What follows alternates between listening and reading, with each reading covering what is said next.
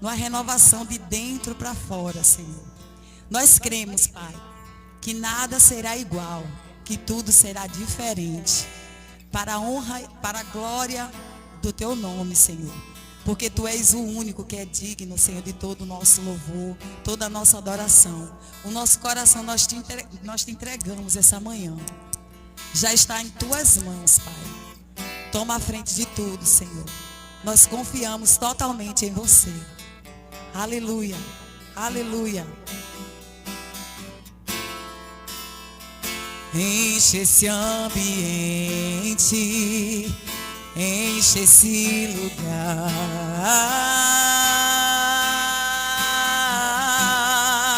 Sinta a presença dEle.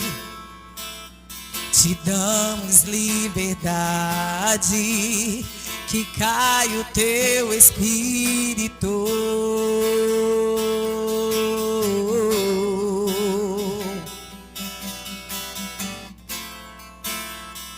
Enche esse ambiente, enche esse lugar.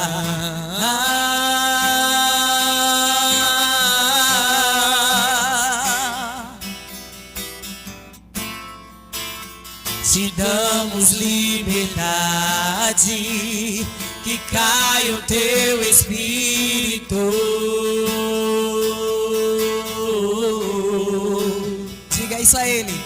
Vem fazer o que nenhum homem fez, vem fazer o que a história nunca viu, vem cumprir tudo escrito em Joel. Aviva-nos, vem fazer o que nenhum homem fez, vem fazer o que a história nunca viu, vem cumprir tudo escrito em Joel. Aviva-nos.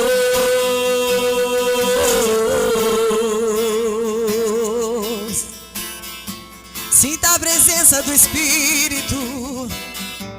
Deixe Ele te tocar, deixa Ele te transformar.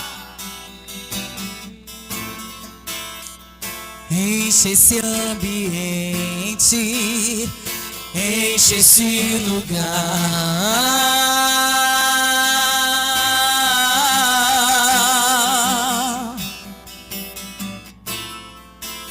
Te damos liberdade, que cai o Teu Espírito.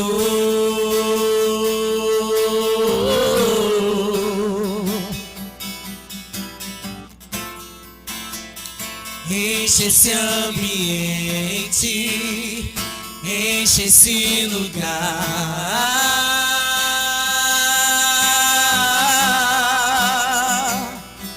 Te damos liberdade, te damos liberdade, que caia o Teu Espírito.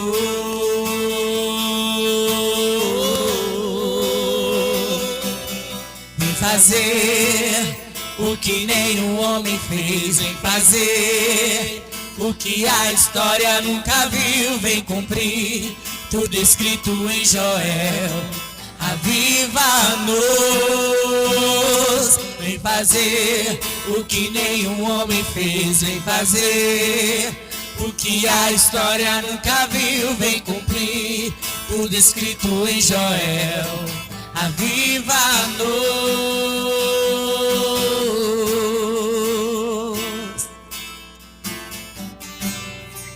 Aleluia. Louvado seja o Teu nome. Que seja hoje, que seja agora. Vem derrama o Teu Espírito. Que seja hoje, que seja agora. Vem derrama. Diga isso aí, Espírito Santo. Que seja hoje, diga. Que seja agora, vem derrama o Teu Espírito. Que seja hoje, que seja agora. Vem derrama. Diga que seja hoje, que seja hoje, que seja agora. derrama o teu Espírito, que seja hoje, que seja agora, vem derrama. Que seja hoje, que seja agora, vem derrama o teu Espírito. Que seja hoje, que seja agora, vem derrama. A terra clama, oh,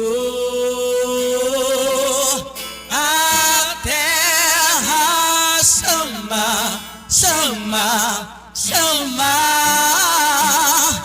Mais uma vez queremos ver o céu. Deixa o céu descer, deixa o céu descer. A terra clama, oh, a terra chama, chama, chama. Mais uma vez queremos ver o céu descer. Aleluia, aleluia. Que seja hoje, que seja agora. Diga, vem, diga isso a Ele. Que seja hoje, vem derrama o teu Espírito. Que seja hoje, vem derrama o teu Espírito. Que seja hoje, que seja agora, vem derrama o teu Espírito.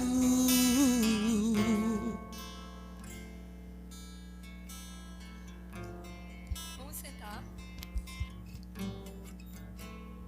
Que bom que vocês vieram, né? Hoje é o nosso primeiro dia do discipulado e o Espírito Santo trouxe vocês aqui, não é? Então, queridos, vamos dar início ao nosso discipulado. Esse discipulado da nossa igreja, ele tem o objetivo de ensinarmos as doutrinas básicas do nosso ministério, que é o Verbo da Vida. Vocês provavelmente são mais recentes na igreja, não é? Então, a nossa igreja, não é, faz parte desse ministério. Então, nós aqui nesse período, nós vamos aprender um pouco sobre o que é que a igreja Verbo da Vida, o ministério, ela está firmada, não é? Então, aqui nós vamos ver um pouquinho do que é ensinado no Rema. O Rema é um curso de treinamento bíblico do nosso ministério que tem a duração de 2 anos. Mas aqui, nesse nosso discipulado, nós vamos aprender um pouquinho, uma pincelada de cada coisa em apenas 2 meses. Não é? Então, vão ser 8 domingos em que nós vamos aprender sobre o que nós acreditamos e o que nós falamos aqui. Queridos, a primeira coisa importante que vocês precisam saber é que o Ministério Verbo da Vida, a nossa igreja, ela é baseada exclusivamente na Bíblia. Nós não temos nenhum outro livro base. É esse. É o que a palavra diz, o que a palavra nos mostra, o que a palavra revela de Deus e o que a palavra fala para a humanidade. Então, é exclusivamente a palavra de Deus, né? Que ela que nos guia e nos orienta. Será, irmã, existe outra coisa? Não. O verbo, ela é realmente totalmente baseada na palavra de Deus, porque nós cremos que a palavra de Deus, ela é verdadeira. E toda a Bíblia, ela foi inspirada pelo Espírito Santo. Toda a Bíblia é inspirada pelo Espírito Santo para nos ensinar, para nos exortar e para que nós possamos conhecer a Deus. É sempre através da palavra, não é? Então, como eu falei, vamos ver 8 matérias que vão iniciar realmente no próximo domingo. Mas uma coisa importante que é bom que vocês saibam, né, que vocês já estão frequentando, é que nós somos uma igreja pentecostal. Irmã, O que é dizer uma igreja pentecostal? É que nós somos totalmente guiados pelo Espírito Santo de Deus. Nós cremos, como verbo da vida, que o Espírito Santo foi derramado na igreja, como está nessa música que a gente leu, como está lá no livro de Joel, que a gente acabou de cantar. Havia uma promessa de derramar o Espírito Santo de Deus sobre o seu povo. Então, nós cremos nos dons espirituais que foram derramados sobre a igreja. E por que o Espírito Santo de Deus foi derramado sobre a igreja? Ela tinha o objetivo de fortalecer e edificar a igreja. E nós somos uma igreja. Não é? Então, nós vamos agora ver um pouco disso. Vamos abrir as nossas Bíblias lá em Atos 1. Atos dos Apóstolos, que fica logo depois de João. Vamos abrir em Atos, no capítulo 1 de Atos, que diz o seguinte, todos lá, é Atos capítulo 1, nos versículos de 6 a 8. O que é que nos diz lá em Atos? Atos vai nos dizer o seguinte. Todos lá? Atos, capítulo 1, e diz: Então, os que estavam reunidos lhe perguntaram, isso é, perguntaram a Jesus: Senhor, será este o tempo em que restauras o reino de Israel? Respondeu-lhes Jesus: Não vos compete conhecer tempos ou época que o Senhor reservou pela sua exclusiva autoridade. Mas recebereis poder ao descer sobre vós o Espírito Santo, e sereis minhas testemunhas, tanto em Jerusalém como em toda a Judéia, Samaria e até os confins da terra. Queridos, esses versículos aqui que a gente acabou de ler, maravilhoso, ele nos fala, quem está falando aqui é Jesus, mas é importante que vocês saibam que quando Jesus vai falar isso para os apóstolos, Jesus já tinha morrido. Jesus já estava ressuscitado. Jesus fala isso. O que é que Jesus diz? Jesus diz que recebereis poder. Então Jesus, ele promete, ele diz que vai haver uma descida de poder sobre a igreja. E ele já estava ressurreto, ele já estava morto. Mas ele tinha ressuscitado e estava falando com os discípulos. E essa questão que ele diz, recebereis poder a descer o Espírito Santo de Deus, vai acontecer, vamos ver lá em Atos, vamos ver no capítulo 2. Então a gente vai agora, passa lá para o capítulo 2. Não é? Está lá o capítulo 2. Continuando, nós estamos em Atos 1 e a gente vai ver agora Atos 2. Aí só vai virar uma página, né? Lá em Atos 2, de 1 a 4. Observe que nós vimos que o Senhor, primeiro Joel profetiza que vai derramar o Espírito Santo. Jesus diz: fiquem em Jerusalém porque vocês vão receber um poder. E qual era o objetivo deste poder ser derramado? É capacitar a igreja, é fortalecer a igreja, instruir a igreja. E nós somos essa igreja de Cristo. Aí lá em 2, né, no Atos capítulo 2, no versículo 1, vai dizer o seguinte.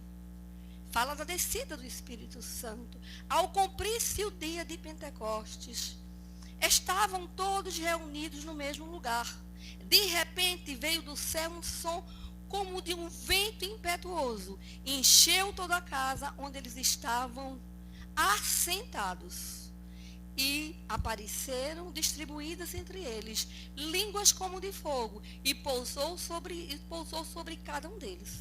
Todos ficaram cheios do Espírito Santo e passaram a falar em outras línguas, segundo o Espírito Santo lhe concedia que falasse.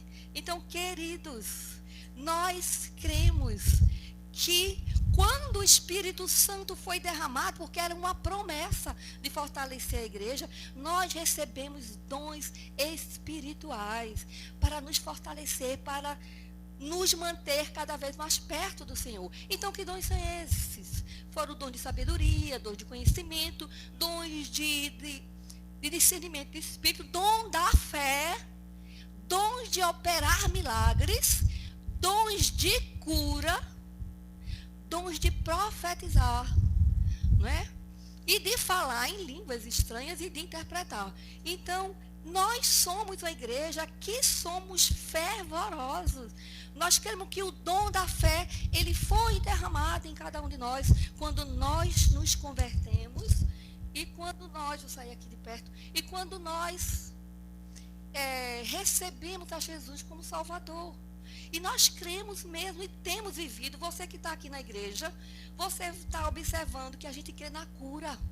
Não é? Quem tem vindo aqui para os cultos de cura, a gente vê que a cura se manifesta pela imposição de mãos. Não é? Quando algum dos irmãos ora e põe a mão em nome de Jesus, as pessoas são curadas. E que pessoas aqui na igreja, elas também são curadas pela oração intensa do grupo de oração. Então, a cura, nós cremos fervorosamente que a cura faz parte da igreja. E a gente vive esses dons espirituais, né? A nossa denominação vive esses dons. Nós cremos também que a profecia são dadas à nossa igreja, é dada aos nossos líderes, um direcionamento para a condução da nossa igreja. Então a gente crê numa profecia verdadeira, que é guiada e orientada pelo Espírito Santo, né?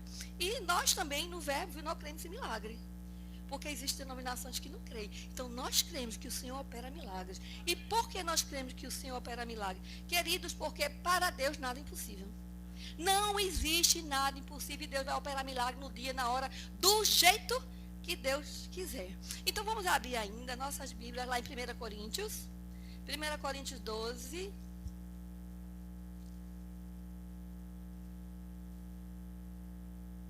Primeira Coríntios 12, no versículo de 4 a 11.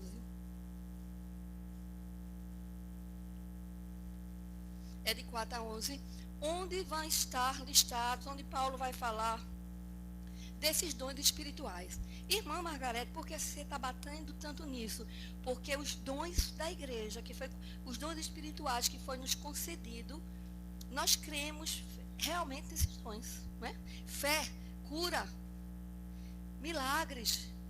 Então vamos ver lá, é do 4 ao 11, que diz o seguinte, isso é o apóstolo Paulo falando, ora, os dons são diversos, mas o Espírito é o mesmo, e também há diversidade de serviços, mas o Senhor é o mesmo.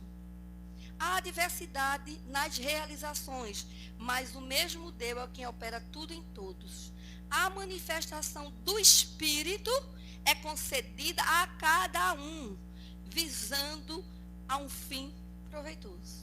Porque a um é dado, mediante o Espírito, palavra de sabedoria, a outro, segundo o mesmo Espírito, palavra do conhecimento, a outro, no mesmo Espírito, a fé, e a outro, no mesmo Espírito, dom de curar, a outro, operação de milagres, a outro, profecia, a outro, discernimento de espíritos, a um, variedade de línguas, e a outro, capacidade para interpretá-la.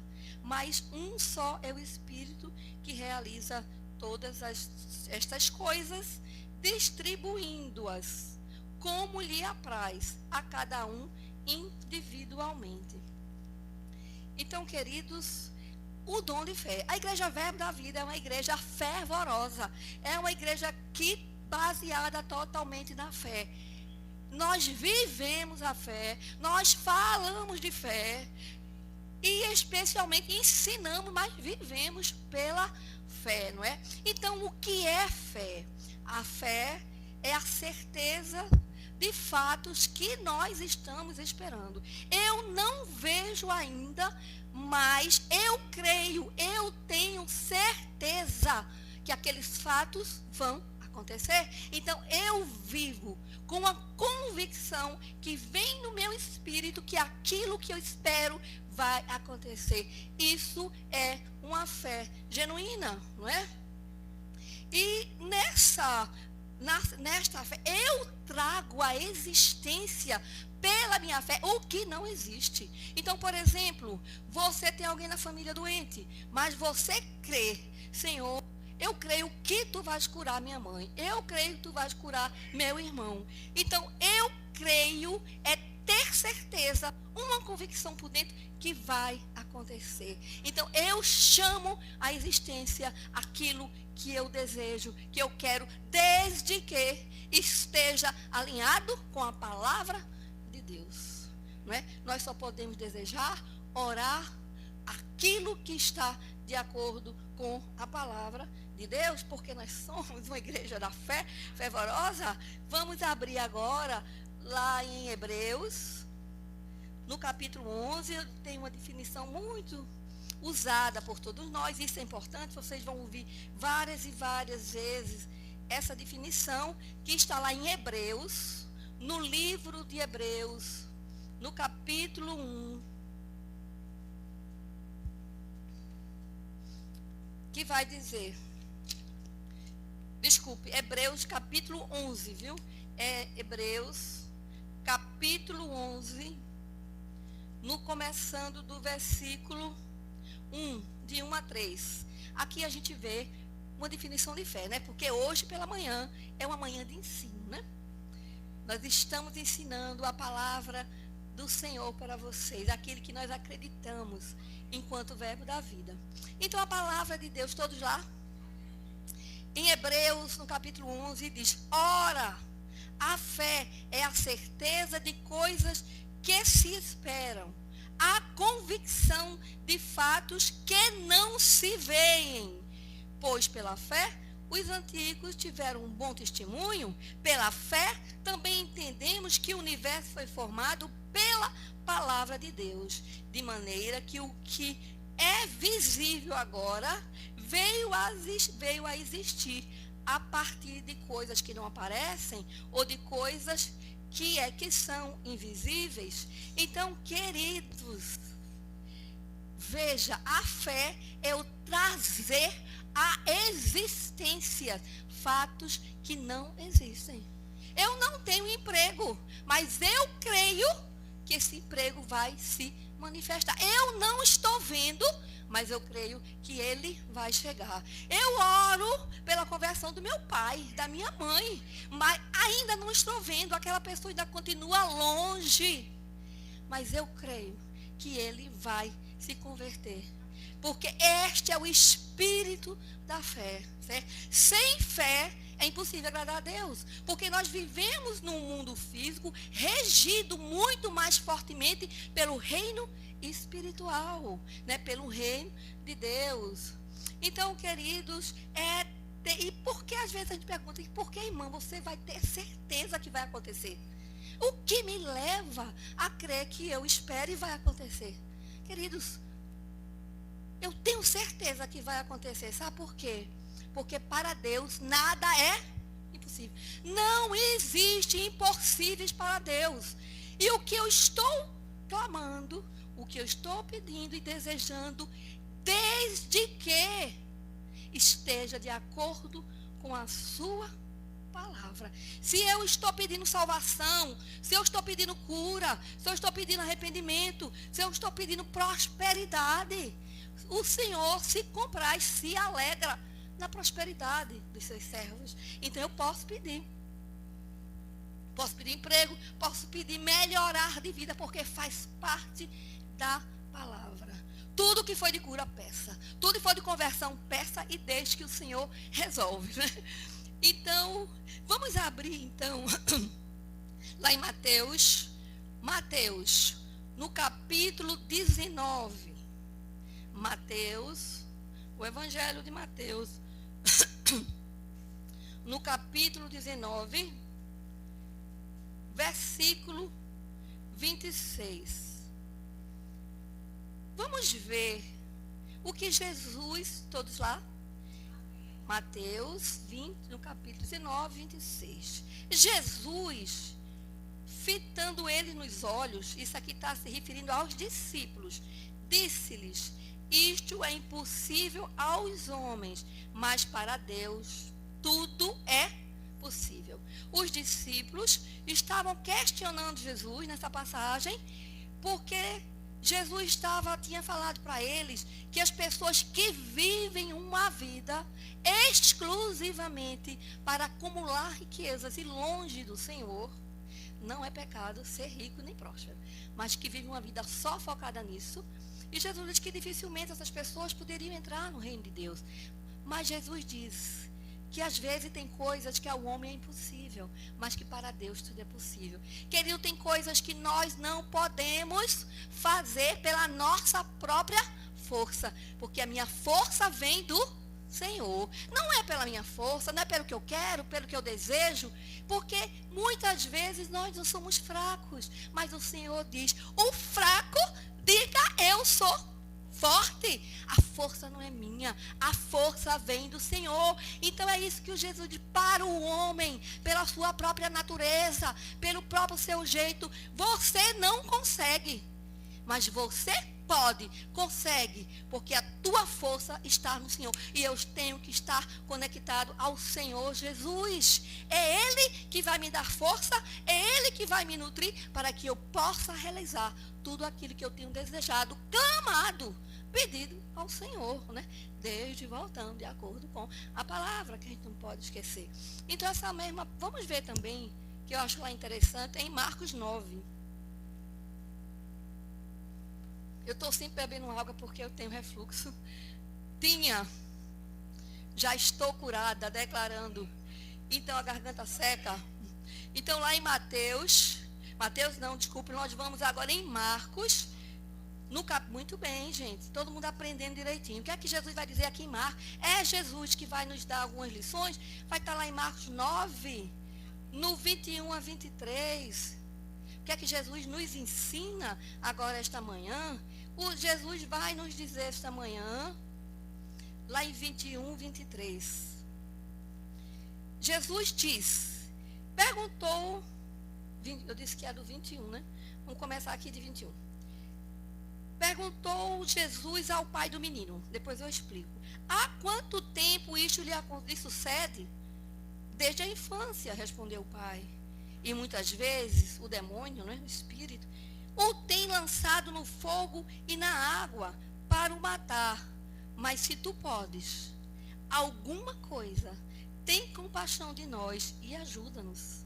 Ao que lhe respondeu Jesus: se podes, tudo é possível ao que crê. Jesus diz: tudo é possível ao que crê, queridos.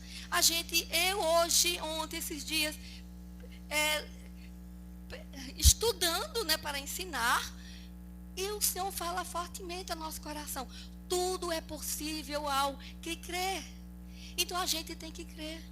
Não importa as circunstâncias, não importa o que tenha se levantado, mas essa fé tem que estar no nosso coração. E esta fé, queridos, ela vai vir por ouvir a palavra, que nós vamos falar um pouquinho na frente.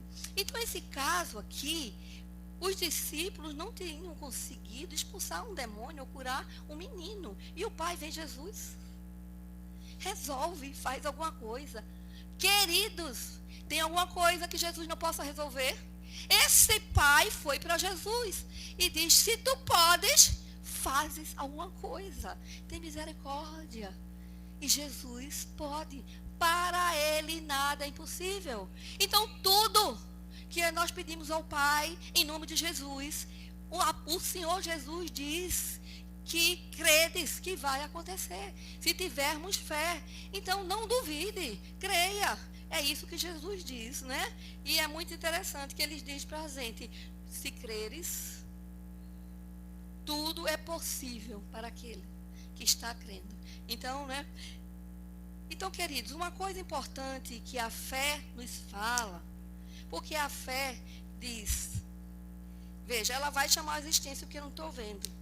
Então, eu não vivo pelo que eu vejo. e pelo que eu sinto. Queridos, pode parecer difícil. Você está vendo uma situação na sua casa, na família, na casa da sua família, na casa de um parente. E você vê uma situação se levantando terrível. E eu sinto medo, eu sinto angústia, eu sinto tristeza.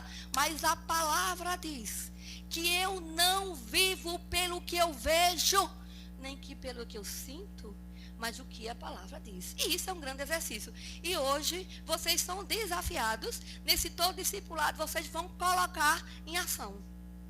Vocês vão chegar. Está tudo se levantando, está vendo aquilo. Mas você vai declarar o que a palavra de Deus diz. Jesus diz que tudo é possível que crê. Ele diz que nada é impossível para Deus. Isto vai me alimentar e vai me mover neste sentido. Eu sou guiada, eu sou orientada. Então eu declaro o que eu quero ver. Queridos, é um exercício. Você vai se colocar, eu digo, em pé, para ficar mais forte. E você vai declarar o que você quer que vê. Por exemplo, às vezes alguém tem um irmão, tem um pai, tem alguém, um familiar, por exemplo, que isso é mais fácil de entender, que é grosso, que é mão de vaca,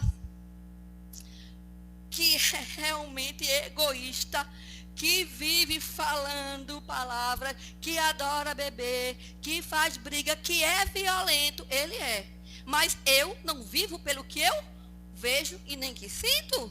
Porque eu tenho raiva, mas eu não vivo assim. Eu vivo pelo que é a palavra de Deus. E eu chamo a existência. Querido, você vai dizer, este meu irmão é bendito, é abençoado, porque a palavra diz que ele é. Ele é amoroso, ele é bondoso, ele é generoso, ele é cheio do Espírito Santo, a graça de Deus está sobre ele, o poder de Deus vai sobre essa pessoa. E você vai declarando, ele é santo, ele é separado pelo Senhor, ele está na igreja cantando e louvando ao Senhor. Você está vendo? Não, mas eu vejo pela fé e eu chamo a existência. Quando eu declaro essas palavras, vai havendo uma mudança no reino espiritual. E o que você declara, ela começa a se formar a partir do que foi declarado. Queridos, e uma vez eu estava na igreja e o Senhor mandou uma jovem dizer para mim, coisas estão sendo formadas pelo aquilo que você tem declarado. Então é confirmando isso que a gente aprende no verbo da vida. Nós chamamos, coisas mudam e elas se transformam pelas tuas palavras. Porque a palavra de Deus diz que a palavra de Deus tem poder. E nós cremos na palavra, como nós falamos. Nós cremos que a palavra sempre é verdadeira e nos fortalece e é a base para tudo, né, que nós estamos fazendo. Então, queridos, é muito importante a gente chamar essa existência. Tem um versículo que eu gosto muito, porque isso acontece em quase todas as famílias, que está lá em Jeremias. Está lá em Jeremias, no capítulo 31. Jeremias 31, no versículo 16. Por quê? Porque a nossa vida, a gente está sempre orando por alguém, não é? A maioria de nós, a gente está sempre orando pela conversão. E se você não está, você começa, né? Se você ainda não está orando por um parente, por um amigo, por um vizinho, começa a orar por ele, porque isso é de acordo com a palavra. O Senhor Jesus diz que a gente tem que orar um pelo outro. Aquele que está em pé também tenha cuidado para que não caia. A gente ora por a gente, ora pelos outros, ora pelos irmãos da igreja e ora também por aqueles vizinhos e amigos que não são convertidos. Então essa palavra eu gosto muito, que ela diz o seguinte, Jeremias, está ali 31, 16. E diz, assim diz o Senhor, reprime a tua voz de choro, Márcia. E as lágrimas dos teus olhos, porque há recompensa para as tuas obras. Diz o Senhor, por os teus filhos voltarão da terra do inimigo. A esperança para o teu futuro, diz o Senhor, porque os teus filhos voltarão para os teus territórios. Querido, esse texto nos fala de filhos e a gente usa muito para os filhos físicos, ou os filhos físicos mesmo, nós. Mas essa palavra foi destinada aos filhos de Israel.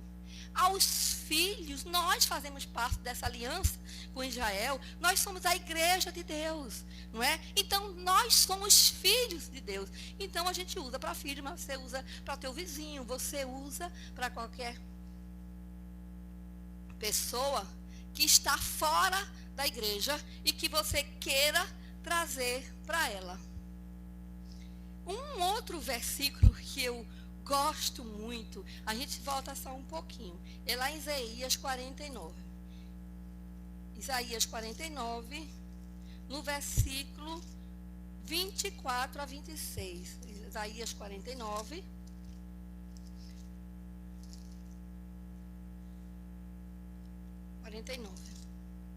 Que é um versículo que eu acho poderoso. Ele também está tratando de filhos, porque aqui o Senhor fala aos filhos de Israel. Então, queridos, não é só os filhos, mas é por qualquer pessoa que você esteja lutando, não é? Aí o Senhor diz no 24, todos lá? Isaías 49. Isaías 49, começando do 24. Tirar-se-ia a presa ao valente? Acaso os presos poderiam fugir ao tirano?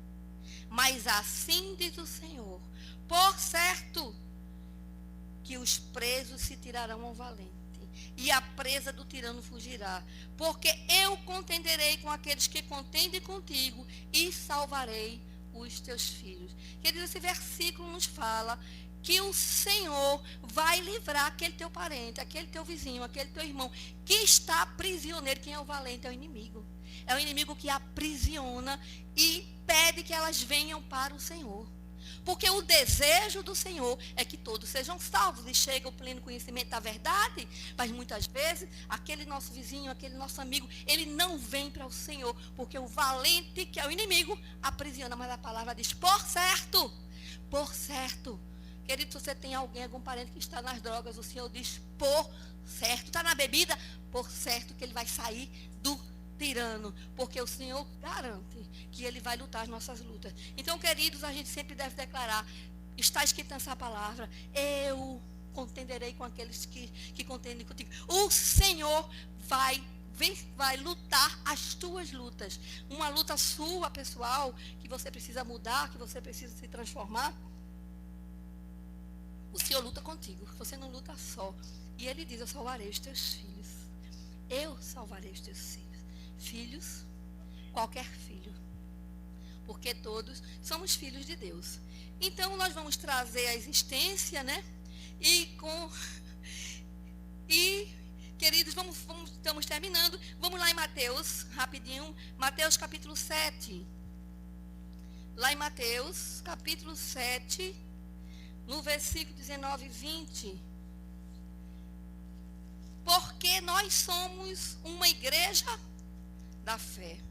Nossa fé é inabalável no Senhor. 19 e 20. Veja interessante. Olha o que Jesus diz, era uma mesma situação em que os discípulos tinham tentado expulsar um demônio de uma criança, né? Ou curar aquela criança, e Jesus vai responder o seguinte, lá no 19 e 20.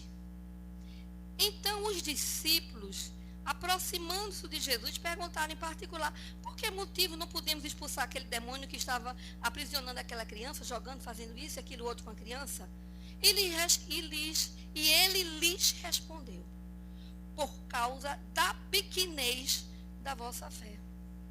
Pois em verdade vos digo, que se tiverdes a fé como um grão de mostarda, direis a este monte, passa daqui para acolá, e ele passará, nada vos será impossível. Foi Mateus 17, Mateus 17, no versículo 19 e 20. Então, esses versículos, eles vão falar de novo dessa cura desse jovem possesso. Mas aqui no 20, Jesus explica melhor. Porque Jesus vai nos dizer que nada será impossível para aquele que crê. E a gente, queridos, o que eu posso dizer essa manhã é que vocês estão desafiados para durante esse período desse discipulado. Vocês vão se encher da palavra além do que vocês já escutam, né?